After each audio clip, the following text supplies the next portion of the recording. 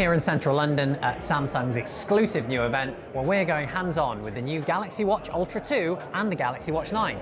Let's go and check them out. The Samsung Galaxy Watch Ultra 2 is the biggest star out of Samsung's two new wearables, and there's a lot going on under the hood.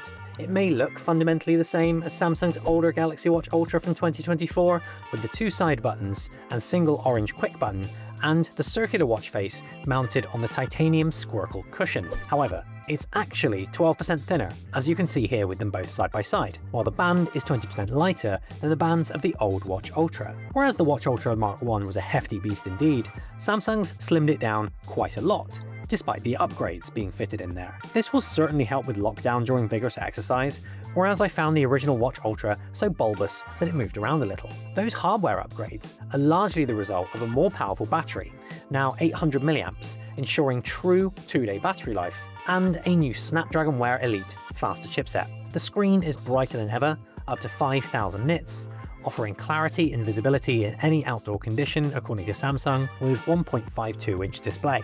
New features include trail running, which you can see here on the back end of Samsung's new foldable, hydration tracking, which allows you to see exactly how much water you've lost and how much you need to take on to mitigate any damage it might do. You can also upload GPX maps onto the watch for turn-by-turn directions while you run. You can see the map at the end of the workout here, and watch as I play with graphs showcasing heart rate, elevation and pace at different points of the run. Where the elevation goes up, you can see heart rate go up and pace go down accordingly. A very clever toggle tool.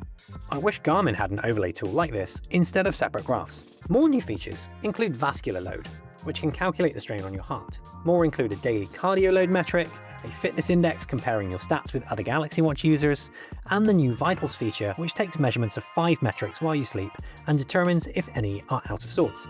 It's also set to be a diver's best friend, meeting EN11 diving standards certifications, and will become a dive computer with the launch of the partnership with diving company Merez later this year, along with its corresponding app. For anyone familiar with wearables, it's easy to make comparisons here with the Apple Watch Ultra 3, especially the upcoming dive features. However, which one is better?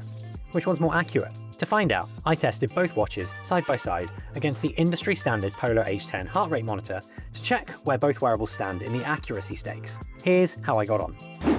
So I've just been out on my usual 30-minute testing route, road testing the Samsung Galaxy Watch Ultra 2 against the Apple Watch Ultra 3 on the other hand, and the Polar H10 heart rate monitor here for an accurate analysis of its heart rate accuracy. At the start of the run, I saw some drift.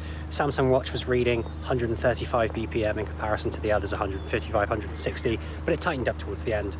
Looking forward to diving into the stats once I'm back in the office and seeing how accurate it was. Back in the office, and you can see by the screen recordings here that there's a fair bit of difference in average heart rate between the Samsung Watch and the Polar heart rate monitor, over 20 BPM, whereas the Apple Watch is much closer.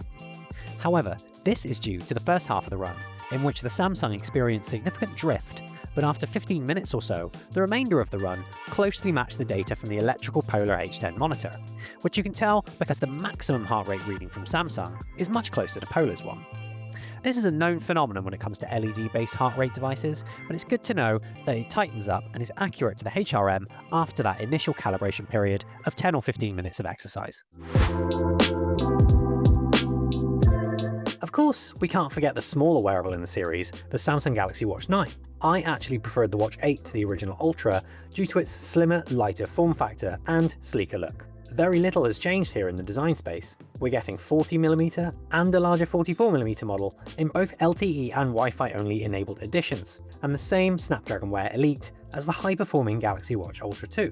As opposed to the Ultra 2's titanium, the Watch 9's body is covered with armour aluminium, but it still feels premium to the touch and wears well, just like the Watch 8 did. This flat discable watch is great for fitness features, as you get great lockdown to the wrist, and it's got the new daily cardio load, vascular load, fitness index, and hydration stuff, just like the more premium Watch Ultra. It comes with 3 straps, as you can see here: the translucent Misty strap, comfortable fabric strap, and silicone sport strap. The Misty strap was a bit too much like a child's jelly toy for my liking, but I definitely sleep in the fabric strap. The Watch Ultra 2 also gets a choice of 3 straps, with Trail, Marine, and the premium Peak form. I have haven't had much time with the Watch 9, but it looks like more of the same as the Watch 8, which I adored, with updated AI features and quality of life upgrades. I liked the Watch Ultra 2, as I think it looks better, is more comfortable, performs well, and better for day-to-day wear than its predecessor, and it's packed with features for athletes. It's the best Samsung watch from a tech and specs perspective, hands down, and if you like Samsung watches, you'll love this. However, I can't see true trail and tri enthusiasts choosing it over a Garmin. Will you be getting the Watch Ultra 2? How about the Watch 9? Let us know in the comments below, and we'll see you next time.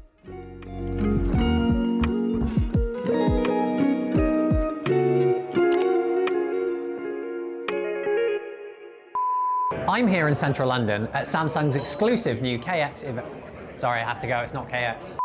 I'm here in central London at an exclusive busy new Samsung event. We're going hands-on with the Galaxy Watch Ultra 2 and the Galaxy Watch...